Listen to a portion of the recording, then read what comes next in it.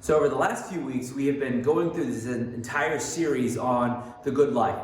And really, when we take a step back and really ask just what is life and ask a lot of other clarifying questions around that, we really try to get to the bottom of really what our life experiences are, or what our life is comprised of.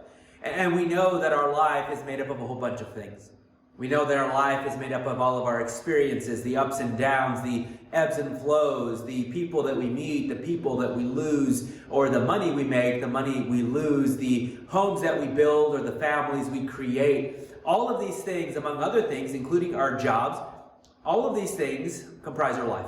And again, this is among other things, or probably other things we can add to that list that I just said of what constitutes our life. But then we also have to ask whether or not we are actually living a great life or living a good life. Now, for some of us, that might be subjective. And we might say, well, but if I look at somebody else who maybe has a nice car or a big house or a great family or the perfect job, if I look at all of those things in this person's life, and I might say, well, compared to my life, I'm not living a very good life. Right? That's a good life, and I don't have that. And so maybe we fall into despair. So that means that we need an actual objective standard by which we say that we're actually living a good life. And the Bible tells us that there is a certain way to live that constitutes a good life, and doesn't necessarily mean that we actually have to have all these things to show everybody that we have a good life. We don't actually have to have any of those things to actually be living a good life on this earth. And if you remember that we determined that Jesus told us that there are things that actually matter in life, right? And he hinted at the fact that the good life is succeeding at the things, or succeeding in the things that matter the most. And Jesus says that those two things that matter the most, in comparison to what a lot of things that we would say that matter the most, I mean, we say there's a lot of things that matter in our life, right? That's our jobs, our families, accumulation of things, or going out and having leisure activities or restful activities. We say all these things matter to us, but Jesus says, no, there are two things that really matter the most, among other things. I should say, step back. Out of everything else, two things matter, and that is our love for God and our love for our neighbor. He says, love the Lord your God with all your heart, soul, mind, and strength, and then love your neighbor as yourself. And so in two words, we might say that the first of these is our faith, or a relationship with God. And the second of these is our character, or maybe even our conduct, how we conduct ourselves in the world. And so these two things matter the most to God. And this is what Jesus tells us that matters the most for our lives, especially if you're a follower of Jesus. This is what matters the most. And now to get into what we're talking about today, as we've done for the last few weeks, we've been trying to dissect really what the good life is. And we've always started out with a question. And today I want to start with a question that we're often asked a lot. And maybe we've thought of an answer that we normally say to this question. And how much we go into detail depends on who it is that's asking the question, who it is that we're talking to. And if we ask that question to somebody else, it's going to depend on how comfortable we are around them. But this is a very common question that we get asked just about every day, and here it is. How are you?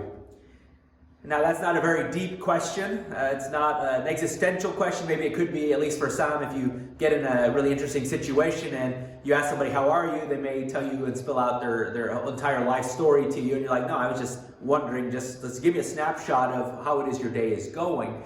But when we ask this question, or we're asked this question, we normally have answers there. We're already thinking about that we're going to say. Whether we're fine or not, whether we're good or not, we say these things anyway.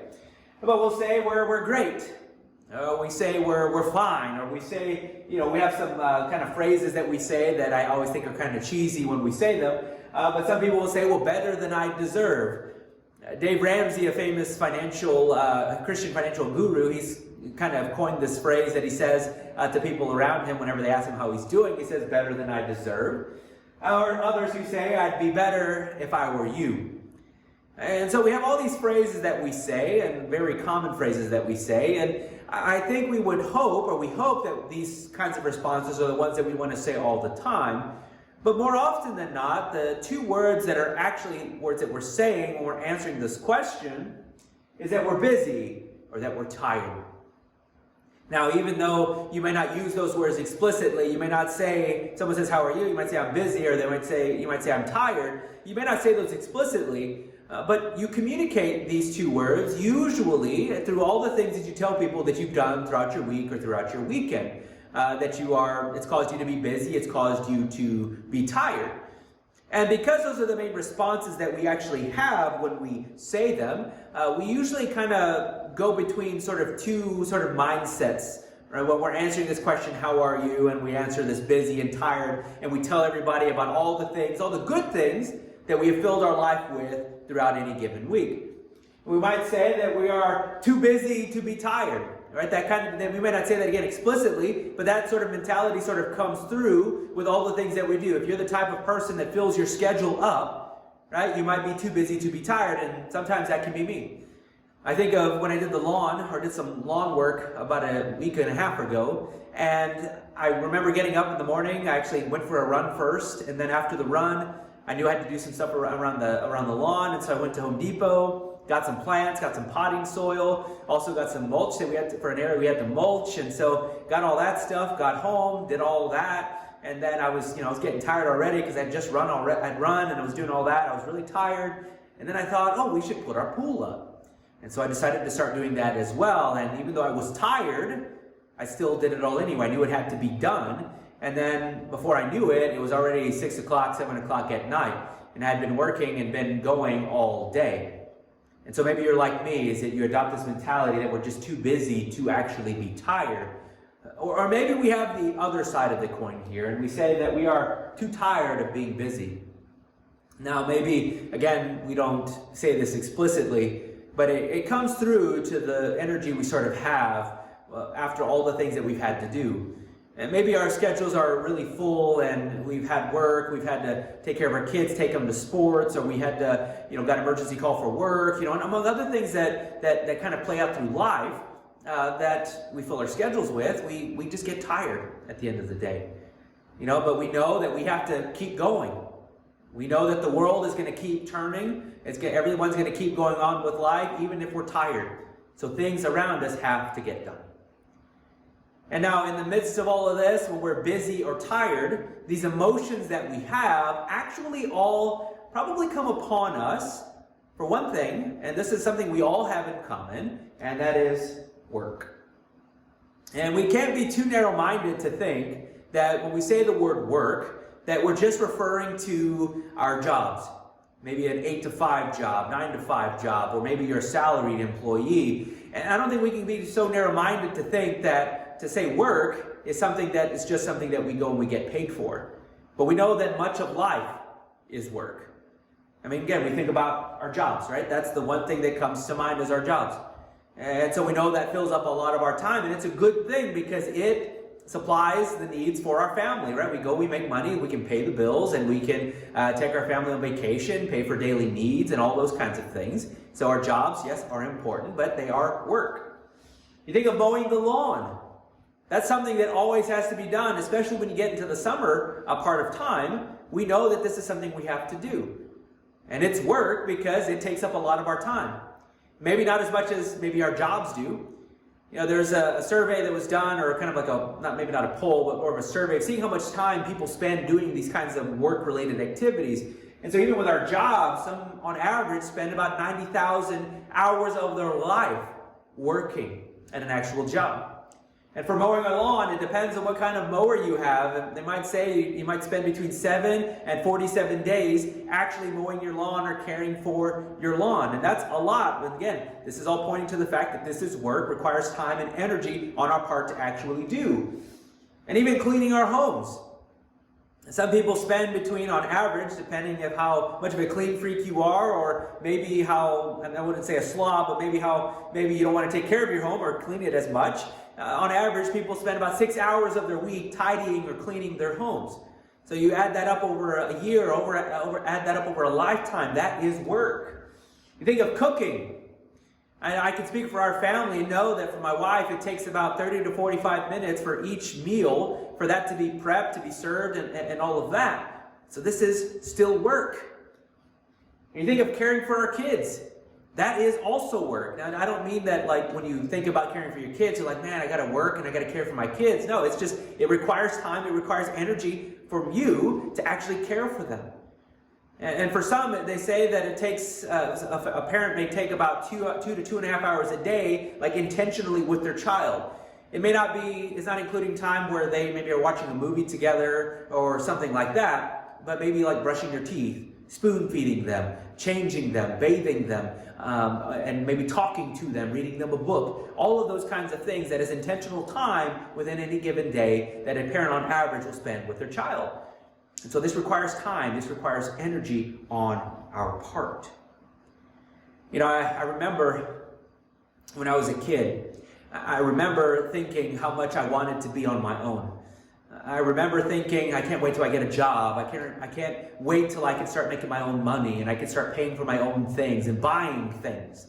But I think I had sort of unrealistic expectations of what life would actually be like when I became an adult. Because we know when we become an adult, it's work. There's a lot of responsibility that is now placed on you that you didn't have placed on you when you were a kid.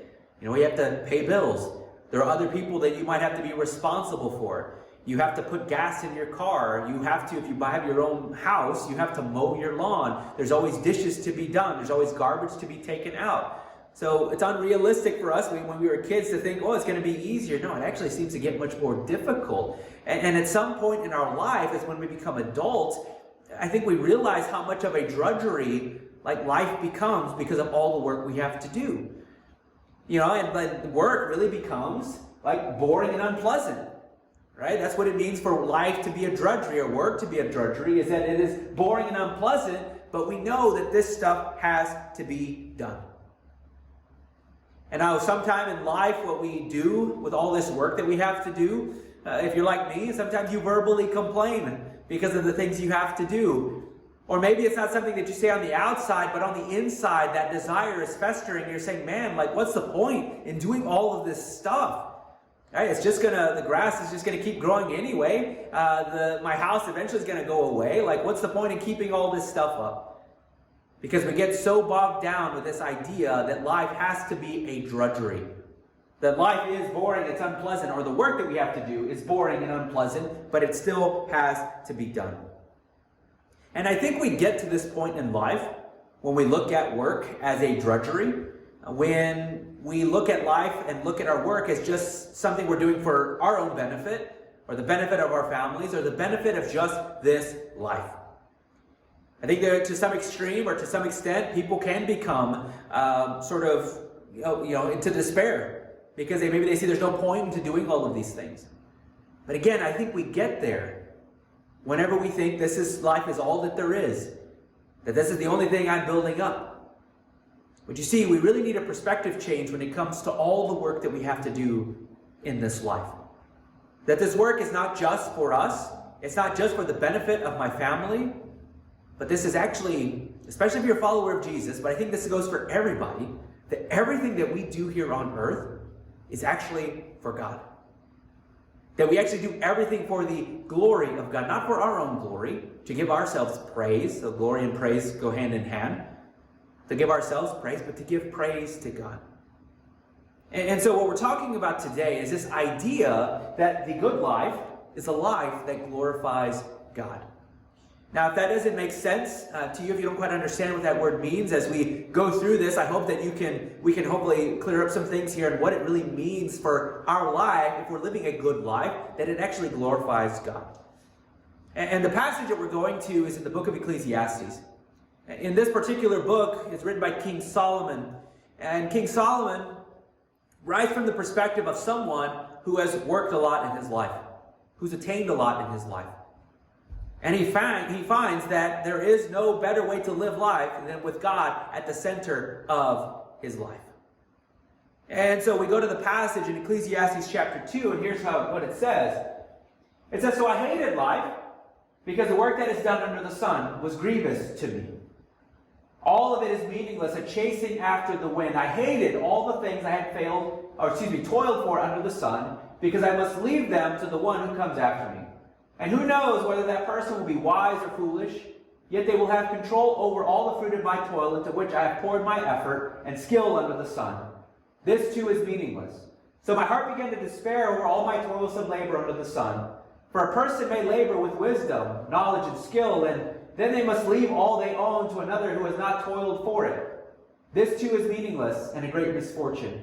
What do people get for all the toil and anxious striving with which they labor under the sun?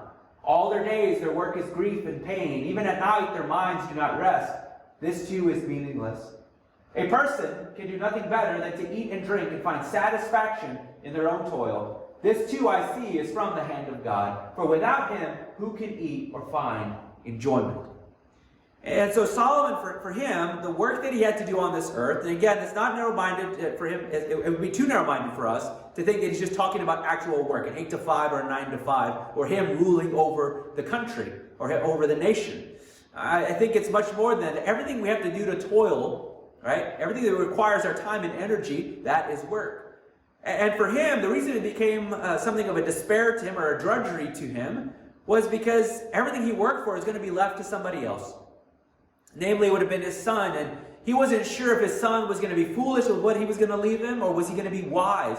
And he didn't want to take that chance, and so in his own mind, he's like, no, this is unpleasant to me.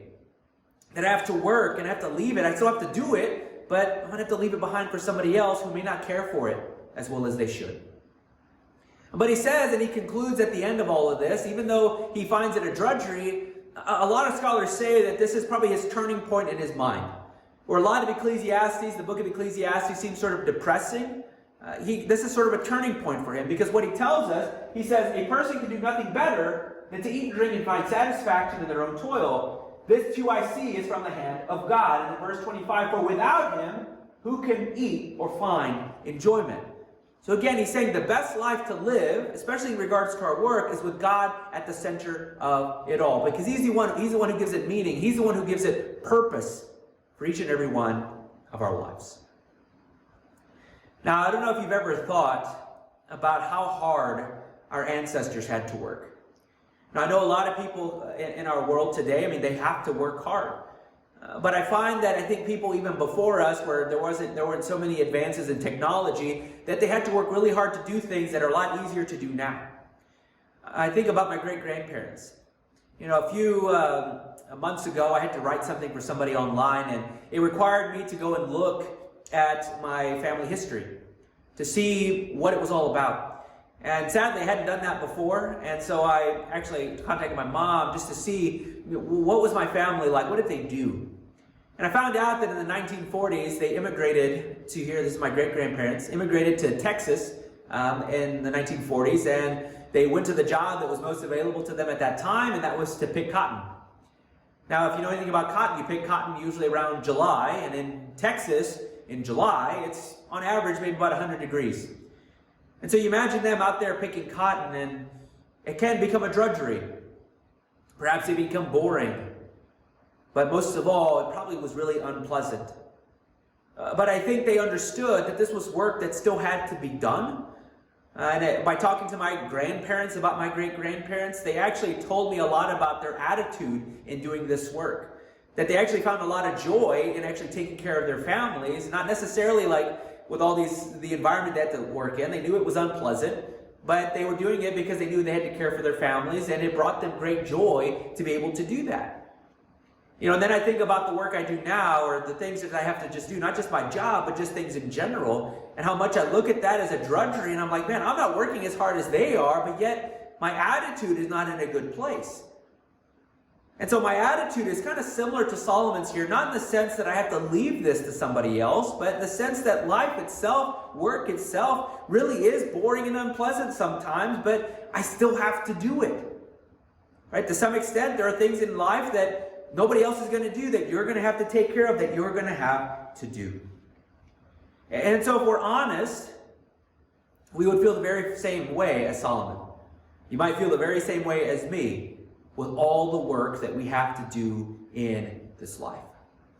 But we don't have to feel that way.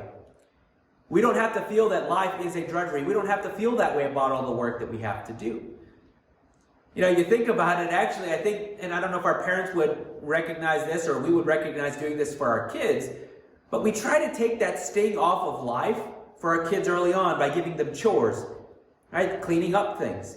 Because we know that they're going to have to do that in life. Nobody else is going to do that for them. They're going to have to do it. I think of my kid Evie, who we tell her to clean her room and she doesn't want to do it. She's like, how about you help me do it? Or, it's like, well, no, hey, how about you try to do it? And so we try to take this thing away by allowing them to do it, maybe helping them do it, putting on a cool song so that cleaning sounds fun. And so we try to take that sting away. But sometimes it doesn't lessen the blow when we actually come and actually feel the whole brunt of life when we have to do all of this work. When work can be boring, when work can be unpleasant, but yet all of these things, no matter how we feel about them, those things still have to be done. But again, I think the reason we get there, the reason we fall into despair about life, about our work, we have that attitude of like, oh, I have to do this job, or I have to mow the lawn, I have to take care of my kids, I have to do this, I have to do that. I think we get to that point in our life whenever we look at it as this life is all that there is, that the benefit is only for me or the benefit is only for somebody else, I'm only building up this life. I think that's when we fall into despair.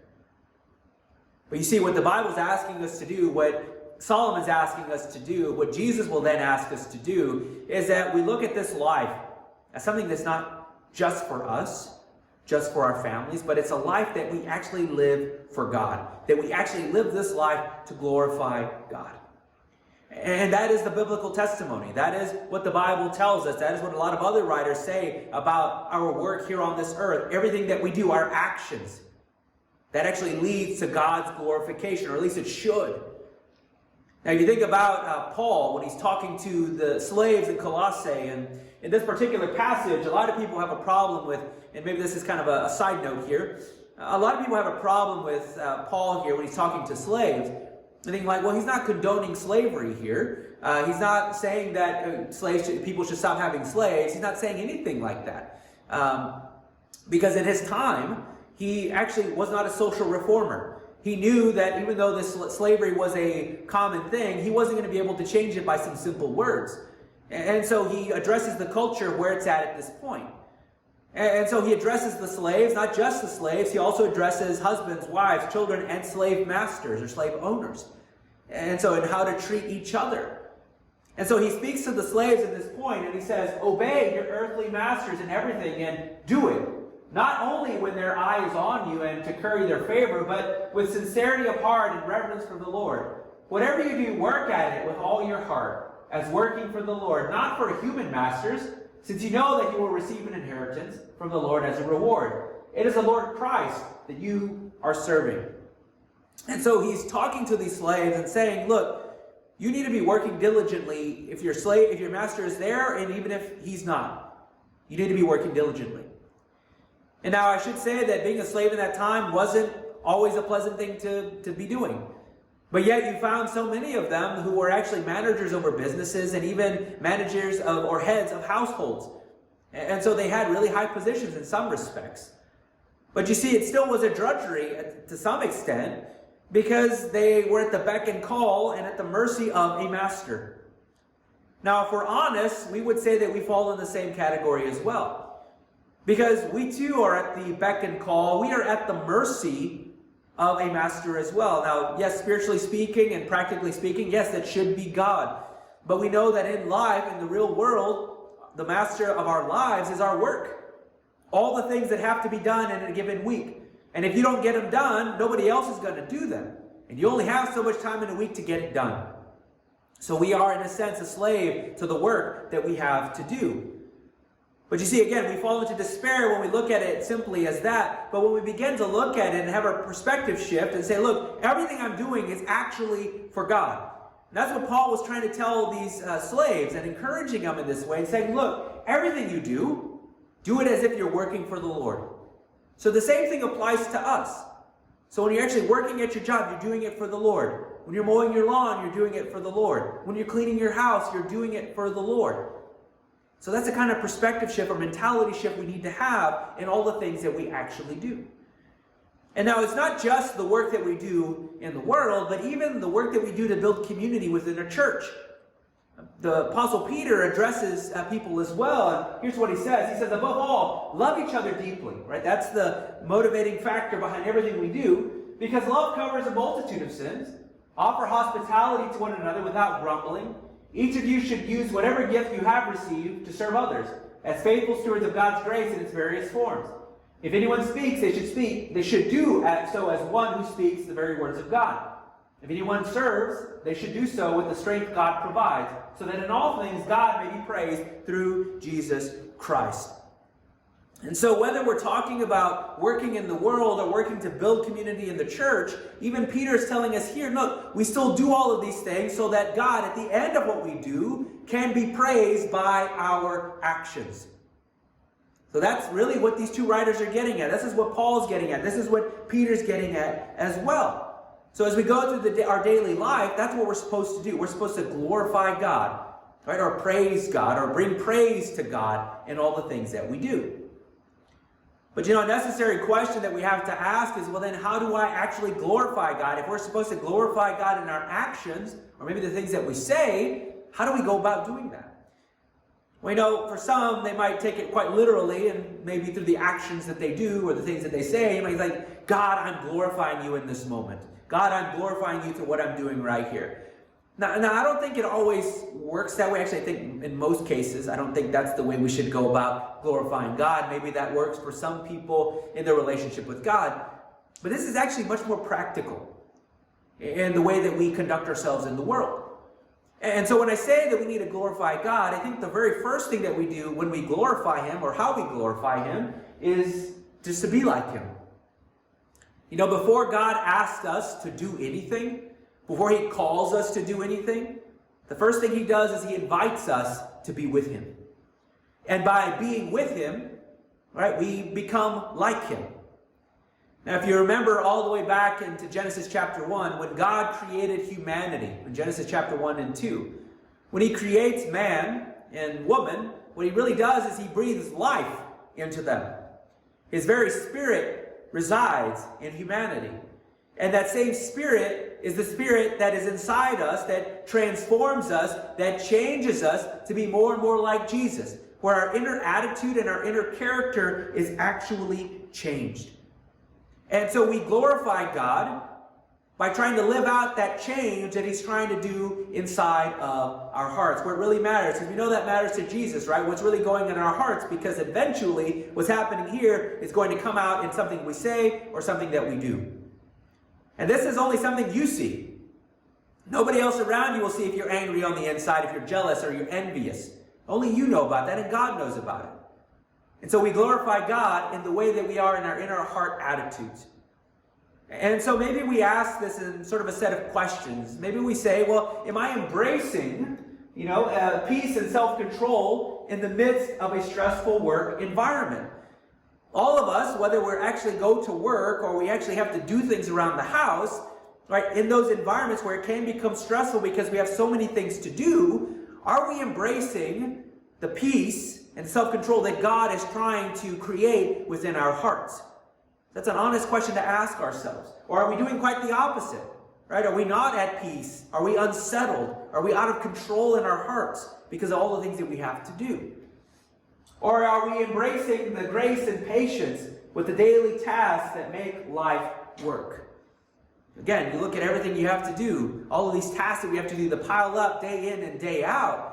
And so am I having grace then for the people that maybe have to interact with or do things for? Like if you're cleaning your house and maybe one partner is not as clean as you are, and so you're grumbling or you're kind of angry because this person's leaving their stuff around and you've told them over and over again to quit doing that. And so are you having grace with them? Are you having patience with that particular person, or even just with the task itself? Or am I embracing love and joy in the mundane of everyday life?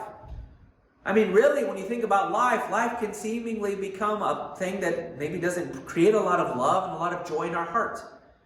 Because everything has just sort of led us into despair because we just got to do it. Or we have this grumbling attitude about it. And so nobody else is going to do it. I have to do it. And so are we really embracing that love and that joy that only God can create in our hearts? So we first and foremost glorify God through just being like Him. And then secondly, just doing like him, to do as he does in the world. And when we know that the very first character quality that followers of Jesus should have, that is to love. And that was important to Jesus in Matthew chapter 22, to love God, to love our neighbor as ourselves. And so what we do for other people, the way that we show our love for them, right, that is what we're supposed to do. Right? It is love in action. It's not just a feeling or an emotion. If love just sits at a feeling or an emotion, we may never do anything for anybody because that feeling goes away, fades away, and we don't want to do anything for anybody. And so if it's grounded in the love of God, that thing never changes. It's not a feeling, it's an emotion. It really plays itself out in our actions toward other people. And so when I think about our actual actions, I think of the salesman, right, who listens intently to their client and goes out of their way, right, to go the extra mile to make sure that their needs are met. Or I think of the factory worker who has to create a product. Maybe they don't interact with a whole lot of people. And they are creating this product and they know it's going to meet human needs, so they take such great care for it. Or maybe they show grace and patience to their other coworkers who may be frustrating from time to time. Or think of the doctor or the nurse who changes bed sheets or changes bedpans, right? Or sits with the patient and prays with them and cares deeply for them as they go through some of the hardest times in their life. So all of these things, all of these actions that we do, right? This is an act of love. Right? And so as we go through life, we glorify God through the things that we actually do. Everything that we do is for the God's glory. Now the heart of the matter is that everything you do matters. If you really think about it, everything you do is sacred. Everything you do is sacred. Everything you do matters. One of the mistakes we've made in the world, and especially as followers of Jesus, is that we've made the sacred things set aside for people who are pastors, who are monks, who are nuns, who are priests, among other things, those people who deal with things with God. That those people are doing things that are sacred, and that everything else is secular. Nothing else has to do with God, right? If you're a salesman, you're like, well, my profession doesn't involve God, so this is a secular thing. But we need to rethink or reframe the conversation, that we need to look at not sacred and secular, but sacred and sinful. So anything that you do in life, if it's sinful and immoral. But if it's none of those things, then it is sacred. So then that means your actual job, from 8 to 5, 9 to 5, or it's a salary job, mowing the lawn, caring for your kids or grandkids, taking care of the house, all of these things, among other things, are sacred. And if they are sacred, then those actions are pointed towards God. Not just for our benefit, not just for the benefit of other people, but to bring glory and to bring praise to God. The truth is, and the reality is, that all of us are reflections of Jesus. We're created in the image of God.